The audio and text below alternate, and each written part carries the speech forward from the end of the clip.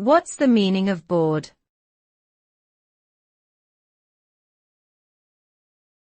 Bawd.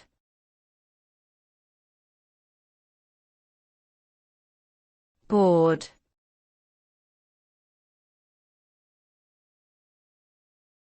Bawd.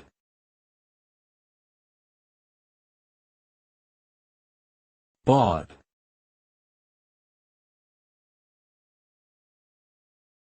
The word bawd is a term that is used to describe a woman who engages in prostitution or who manages a house of prostitution.